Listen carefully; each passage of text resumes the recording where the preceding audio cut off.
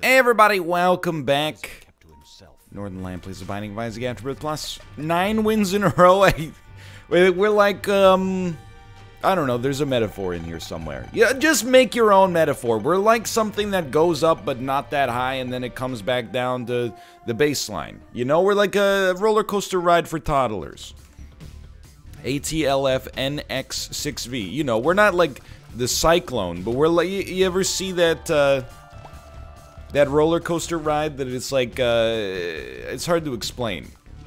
The roller coaster train is like a dragon. Deepest, bluest, my head is like a shark's fin.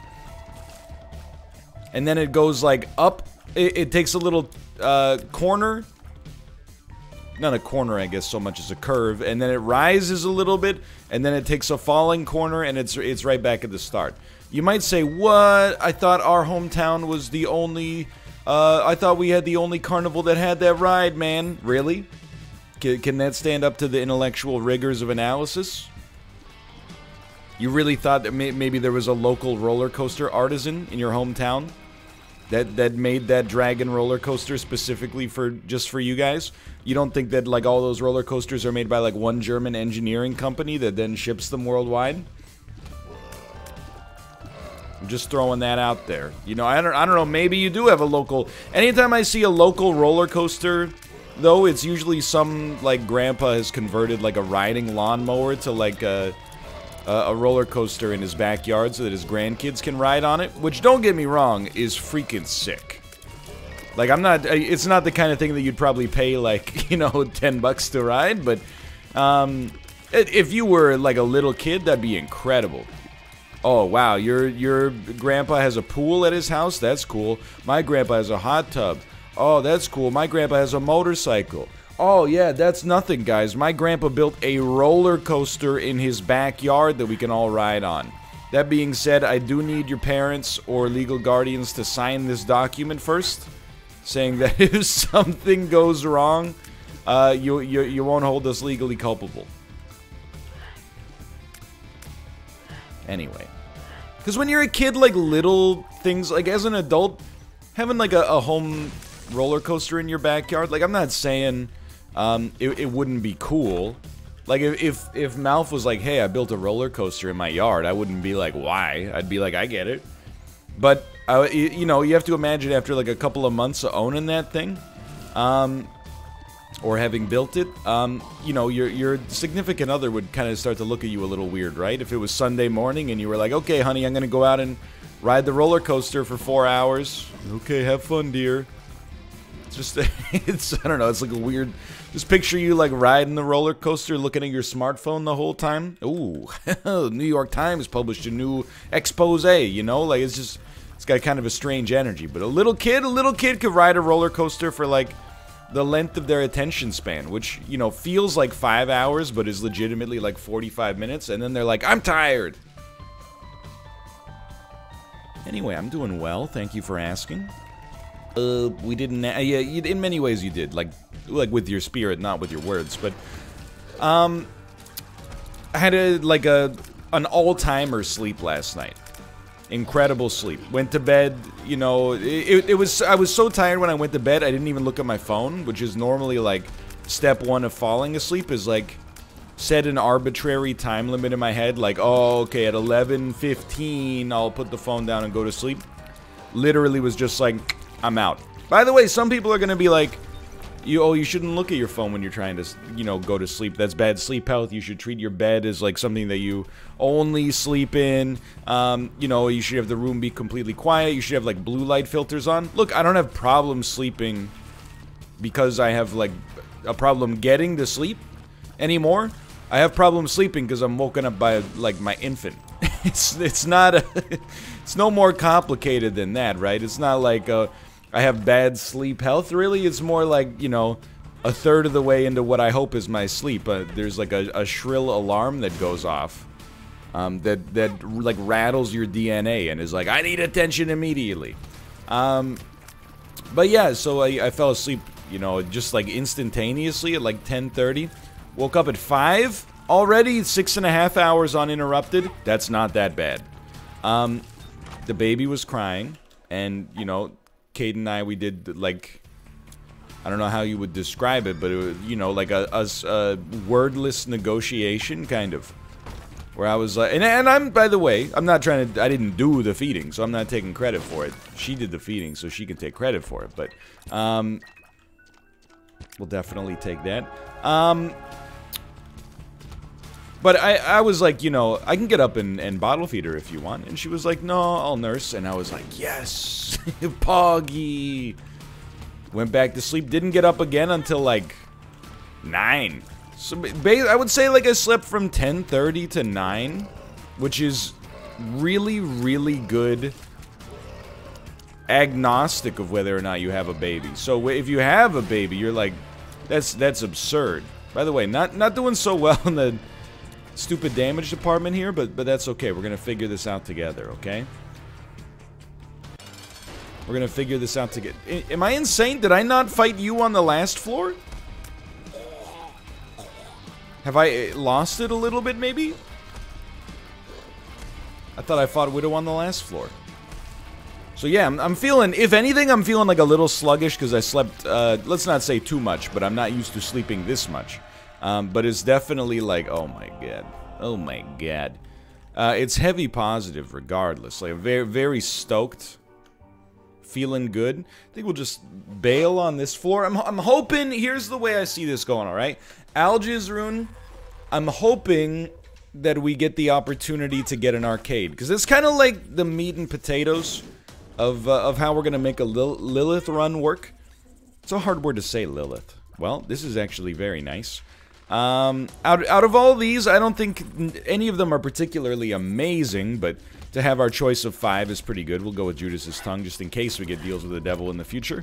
I really think that, I mean, there's multiple ways to get stronger on any run, right? Like, one of the easiest ways is just to get a lot of damage and DPS and HP upgrades, but the unique pathways for Lilith, I think I've fixated a little bit too much on the idea that, ooh, that's pretty good. Like, on trying to, maximize, like, all our familiars and so on and so forth. I know this sounds, like, a little backwards, but I think what we want to do in actuality is just try to take as much productive damage as possible to get Cambion Conception to work. If Cambion Conception pays out with one of, like, the familiars that is, you know, a 10 out of 10, then you pretty much win the game. The end. Like, I guess I don't think I explained it too well.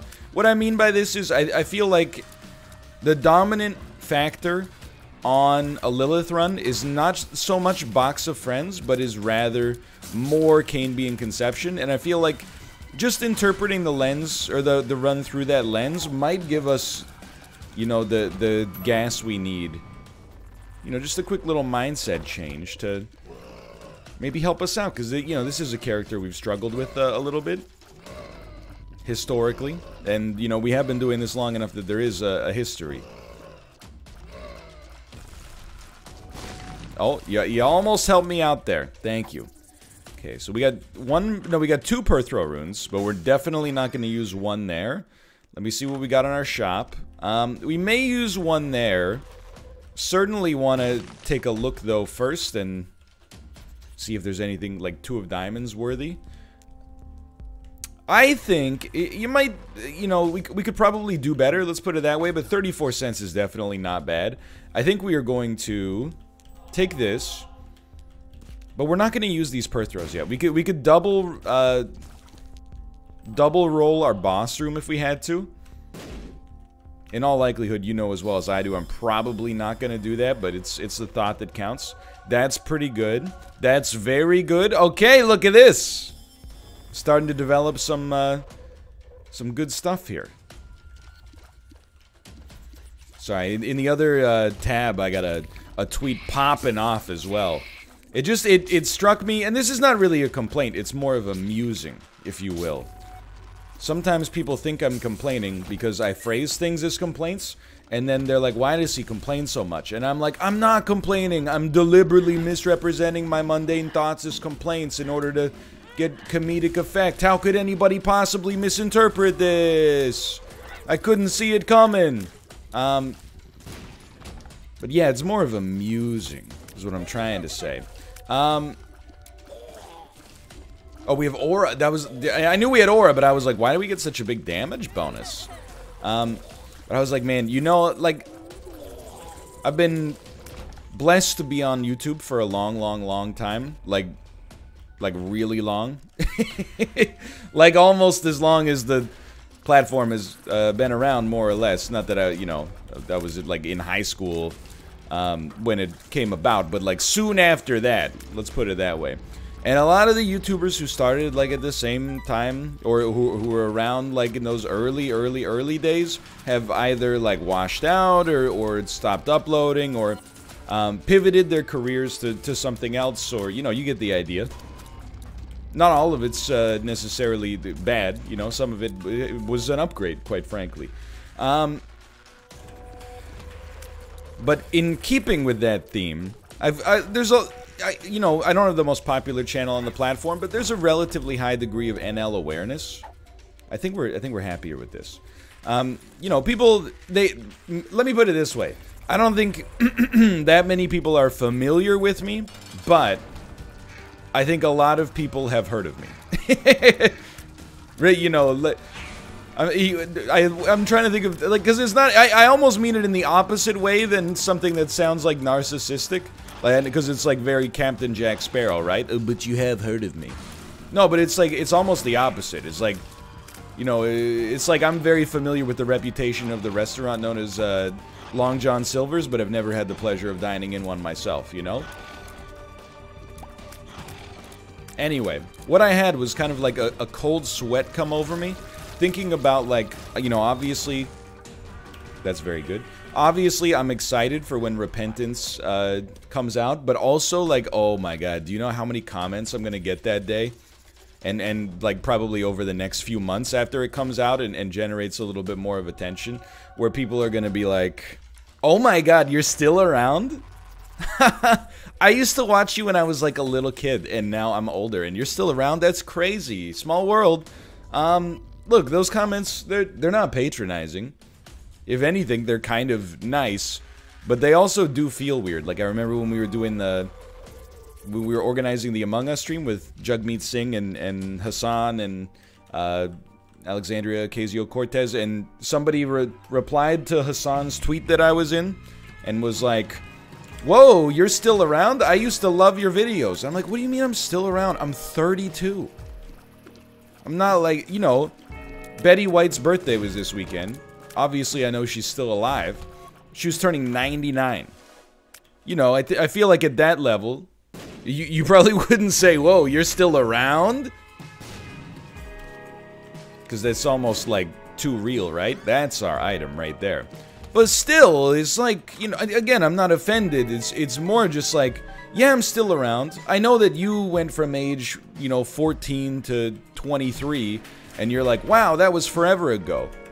You know, I went from age 25 to, well, I guess 23 to 32, you know? It's not like, it's not that big of a deal. I'm still, like, people still call me young man on occasion when I'm outside. That's, I mean, not in COVID times, but you know what I mean. Now they say, like, please step back, sir.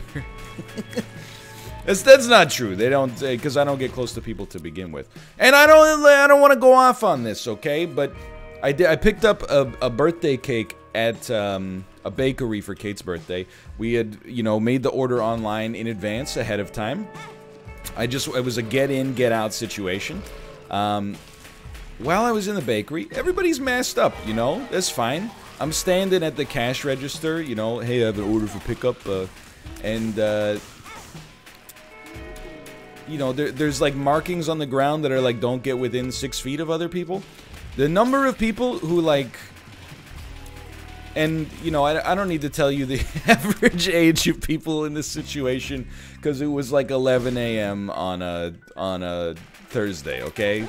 So you can do the math about, you know, it was just the self-employed and the retired, okay? But, you know, I'm like, the cash registers next to like the display cases of the food and stuff like that. People are breaking the 6-foot guideline to like get right up in my shoulder to look at like, ooh, is that an almond croissant? Like, I'll be gone in a second. Are you really gonna, like, risk either spreading or catching the virus just to get a closer look at an almond croissant? Like, I guess, you know, maybe it's worth it for some people, but it's just to get an excitement injection. But, like, anyway. Again, I didn't want to go off on a rant. I was just like, I'm sure these people are at home and they're like, you know, oh, look at these people out there, the young whippersnappers on Halloween that are partying, and then they're going to the bakery and, like, you know, breathing into your ear. Is that an almond croissant? Ooh, that looks good. Like, just back it up a little bit. But anyway,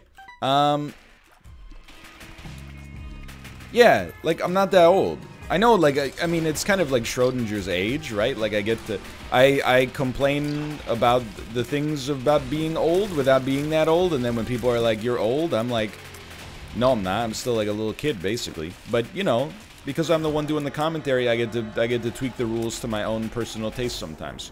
I think we'll re-roll that. The risk reward is better. Unfortunately, that's more risk than reward, but this is still fine, and just get the heck out of town. I mean, trust me, I get it. Like, again, I've talked about this before through, like, a different lens. About how, like, you know, in your first year of college, the music you listen to in 7th grade seems old. Even though that's only, like, 6 years before you went to college. Now, like, music that came out in 2014 is still, like, contemporary to me.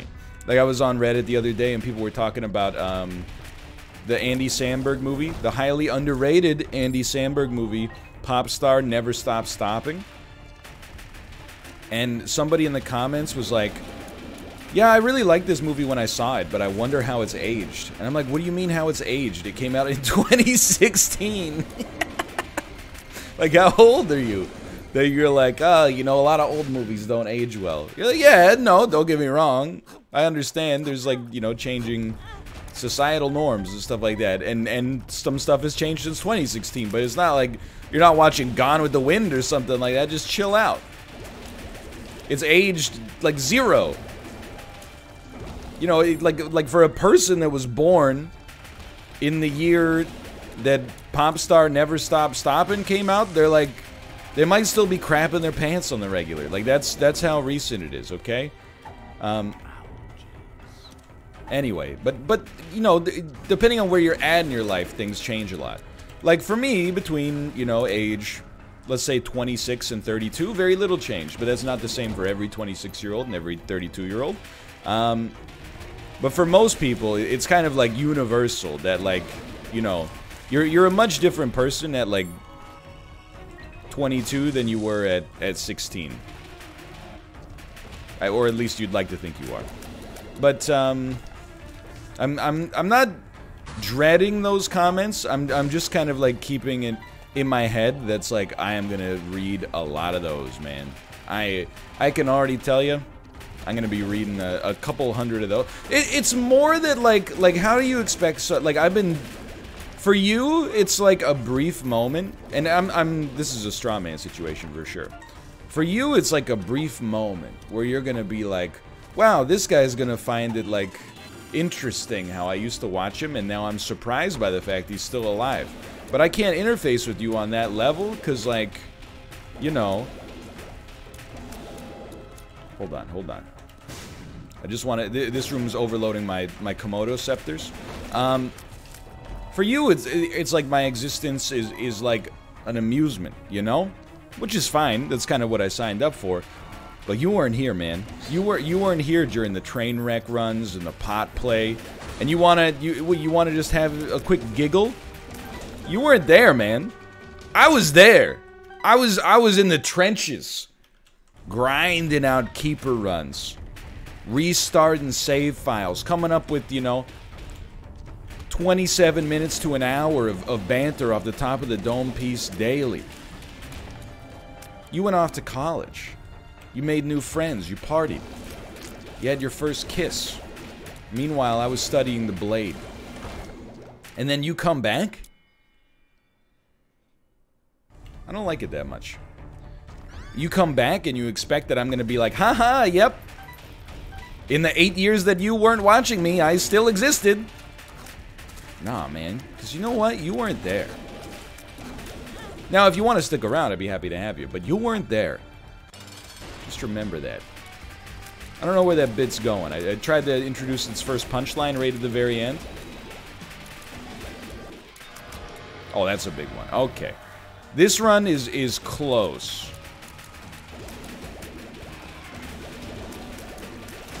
If that were lump of coal, I would have been a little bit more excited. If this was something useful, I would have been a little bit more excited. Okay, well, take me out.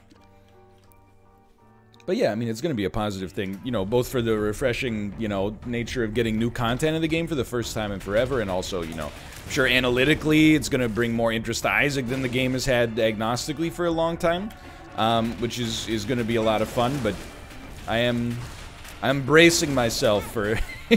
Whoa, I don't know, like, what are you supposed to... How would you reply to something that's like, I'm still around? Like, yep. Yep, that's me. Sorry, not all of us can, you know, go do cool things like going to keggers and taking Biology 101. So some of us already used up our card for that back in the mid-2000s. Hey nerd, remember me? It's Thaddeus from high school. Oh, you're calling yourself Northernlion now, right? Haha, that's cool. Remember when we used to shove you in the locker? It's Twitch copy pasta. I don't know. I'm not fixated on it. Really, here's what happened. I tried to make a joke out of it thinking it would be funny, and then maybe veered a little bit too far into, like, we don't understand what you're trying to accomplish with this bit territory, and then, like, I don't know. It's alright. Not every joke has to land. For you. For me, they all pretty much land. I'll laugh about this later. Even if the joke doesn't land... I was talking about this on stream yesterday. I'm not a socially skilled individual necessarily. Like, I'm good at talking, but, like, you know, I think there's a spectrum. There's good at, like, talking to yourself, or, like, to yourself in front of an audience. And then there's, like, good at talking to other people. I am not good at talking to other people, if that makes sense. I don't think I'm bad at it. And for some reason, people, sometimes, a certain subset of people at least seem to enjoy talking with me. But really, like, you know, I think I talk to myself so much, I am not a good conversation partner most of the time now. Because in a conversation, most people, they don't mind listening, I think, but they also predominantly want to talk and get reactions on, like, what they're saying. And you could, like, I'm a verbose individual, and I think people oftentimes just want me to get to the point. And instead, I try to, I try to keep a laser focus on a story. I try to get to the point, but I also am, like, extensively and predominantly concerned with using the most unambiguous verbiage possible. So when I said that he was convalescent, what I really meant is not that he was sick, but that he had gone through some situation of an indescript nature. You know, you get the idea. But I actually, like, I no longer fear that a conversation, like with a stranger or something like that, will get awkward.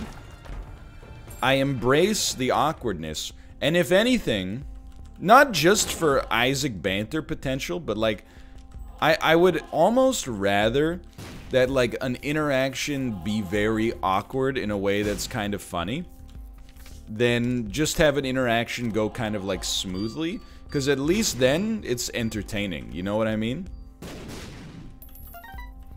I know it sounds nonsensical and kind of is nonsensical, I suppose, but, like, I would love to have a great interaction where you leave and you're like, oh, that person and I really, like, vibed, we're on the same wavelength. But if it's either gonna be that, or it's gonna be like, thank you, you're welcome, this interaction was, it adhered to the norms of conversational rules, you know, like, that's fine. But I would almost rather it be, like, very awkward. Like, they said, you know, like, I bought some new pants, and they said, enjoy your pants, and I said, you too, you know? That kind of stuff is more interesting to me. If you're like, oh, I'm not very good at talking to people, you know, I think there's lessons to be learned, for sure. Like, I think, you know, is that, like, the result of a confidence issue? Is that the result of, you know, you can tease it apart over time. You can spend the rest of your life doing that. But you could also while trying to, you know, get comfortable enough to speak your mind in front of other people, which I think is a very important skill.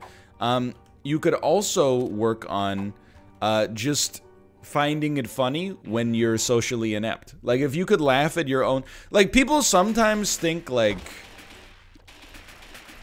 I don't know, like, I always kind of laugh when people are like, oh, I can't watch The Office because that cringe humor, I just find it uncomfortable.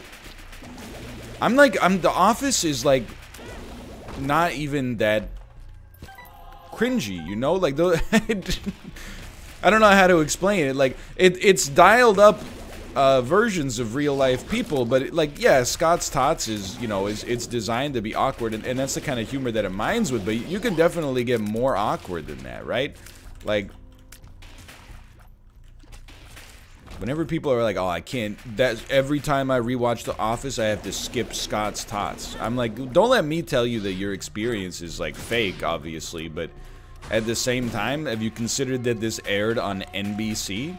So, like, literally, it couldn't possibly be that difficult to watch because it aired on the, like, the largest television network in America during a primetime slot on a Thursday. Like, anyway, there might be I might be engaging in a fallacy there. That's the appeal to authority.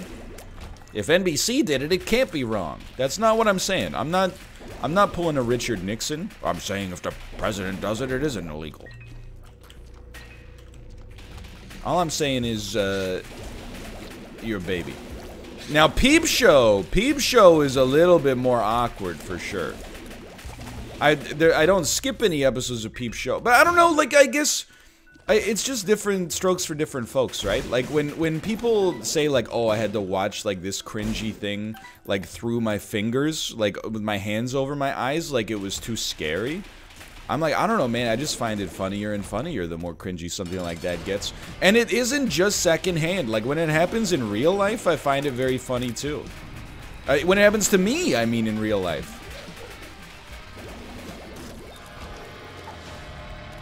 Cat of Nine Tails. That's pretty good. You're gonna live by this sword, you might as well die by this sword too. Speaking of which, oh baby, Judas' Shadow. So we're not going to take Judas' Shadow, or we're not going to use it yet. We already took it, but we're definitely stoked to have it for sure. I've had a lot of, like, I don't know. Sometimes people assume that, like, again, it's kind of like the same thing when as like, oh my God, you're still around. But, like, people will assume that, you know, I don't exist unless I'm on stream. No, man, like, I've told you so many stories from my life that were awkward. When that one office that I worked at, for some reason, I said all right with an Australian accent, and then the office worker I was speaking to was like, oh, are you Australian? And I said no. And then she said, are your parents Australian? And I said, I don't think so. And then she just kind of walked away because it's like one of the weirdest ways you could answer that question. Or, you know, and it's been a while since I told this one. The time when I lived in Korea and my friend and I were on the subway, and a very well-dressed young Korean man was like smiling maniacally at us. So we kind of like looked at him. And then when the subway got to its stop, he said, why are you hiding white B words? And we went, us? As the only Caucasians on the subway. And then he went, why are you hiding white B words? And we just kind of sat there like baffled. My friend had very much the same kind of demeanor and energy that I do, which is kind of passively accepting whatever the wheel of fate deems to be your destiny. And then he got off the train, and when the doors closed, he just held like his middle fingers up to the closing doors. And then, so already, like, I was a little shook at the time. For one, I wasn't like, oh my God, you know, it turns out some people are racist, you know? Now that it's happened to me, I finally understand. No, it wasn't like that at all. But it was like, you know, whoa, I've never, like, really experienced that before. But I have laughed about it many times from that point onward. Especially how, for the rest of the train ride, like, nobody said anything to us. Not that I expected it. I mean, again, we were, you know, speaking English. Not that the people on the train couldn't necessarily, but, you know, so they might not necessarily have the vocabulary to express, you know, hey, like, sorry that guy was an a-hole. Like, it's the same thing. Like, you know, if I saw it happen, oh my god, to somebody on like the bus here, I would like to think that I would be like, you know, hey, you know, that guy doesn't represent all of us. But if they were speaking in Tagalog or something like that, I don't know, I would just look at them and be like, ah, sorry. Like, I don't know if I have the capacity, you know, the actual mechanical capacity to do it. But anyway, I always think it's such, like, looking back, I think you could be like, oh, it's cringe how nobody on the subway, like, said anything. And I'm like, yeah, it's hilarious. Like, I don't know, I'm not saying it's funny and should be repeated necessarily, but I don't know, I find the humor of the situation, at least. Lots of awkward moments, man. Like, okay, so when I don't know how many times I told this story, probably like 1 to 0. When I was in my first year of university, like, this was pre the miniaturization of computer hardware. So I actually brought my desktop computer to university, and it wasn't even like a gaming machine. It was just like a base model Dell or something like that, right? And then it was spring break, which happens in February in Ontario for some reason. So my parents picked me up, and I brought all my stuff down, and then I was like, oh, hold on, I have to go get my computer. And then I was like in such a rush that I opened the huge security door to my dorm right into my nose carelessly, and just, like, you know, shattered some cartilage or something, right?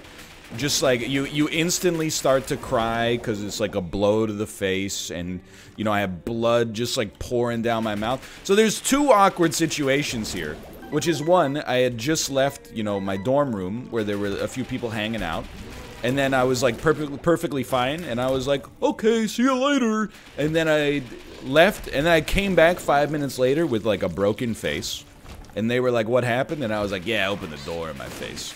And then I got my computer, and then I repeated the exact situation with my parents like a minute after that. They were like, oh my god, what happened? And I was like, yeah. Opened the door in my face. But I don't know, like, I'm definitely, like, my friends and roommates believe me because they know me.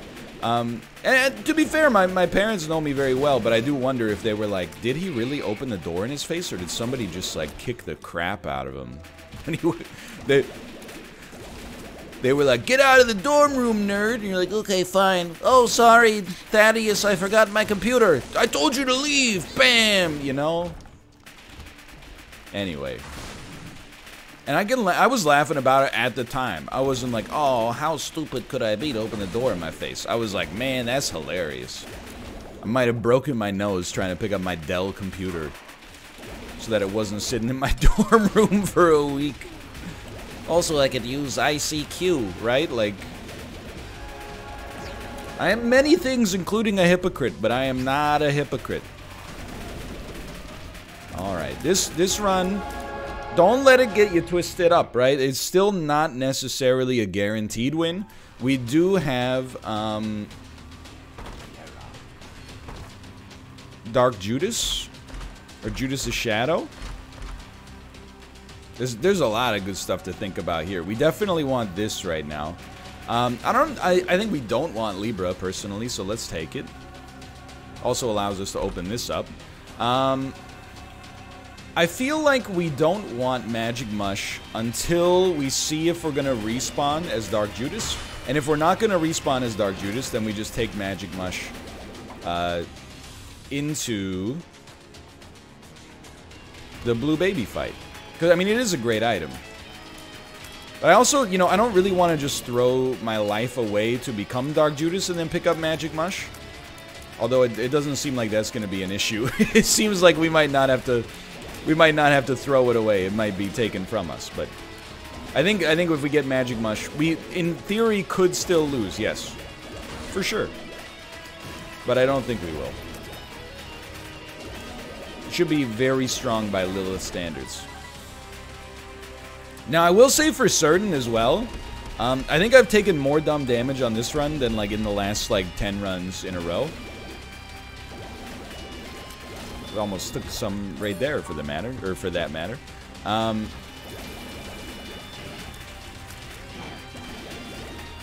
So I don't think I necessarily played very well on this run, but that's fine. It happens.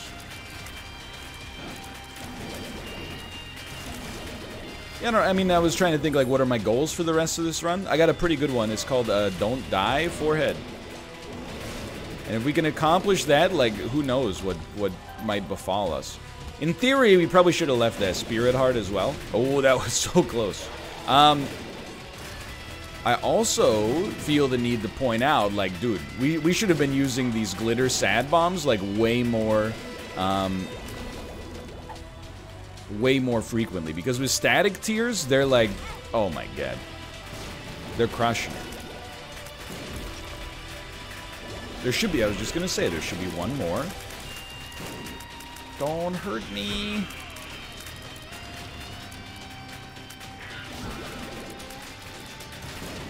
Did you, this is like way too late to get into this bit.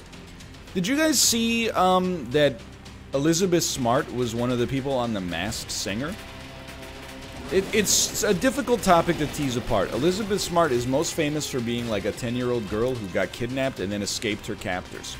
Good for her, right? Like, actually, an inspirational story. But watching that clip from The Masked Singer, where, like, now she's, like, I don't know, she's probably my age, you know, she's in maybe her early 30s. Watching, like, a crowd of people go, like, take the mask off, take the mask off. And then they take the mask off, and Craig Robinson from the TV's The Office goes, what? It's Elizabeth Smart! And then everyone in the audience is like, oh my god, I remember when she got kidnapped. Like, it's just so strange that she's, like, I don't besmirch her for getting a little, I mean, because she's raising awareness, you know? Like, I know how this sounds, but, like, I'm sure that's the way that she sees it. And I don't even think that necessarily she's incorrect in that. But, like, it just struck me as something that's, like, from, like, a Paul Verhoeven movie. Like, it was from, like RoboCop or Starship Troopers, where it was like, you know, today on, you know, Can They Sing? It's this little girl who got kidnapped.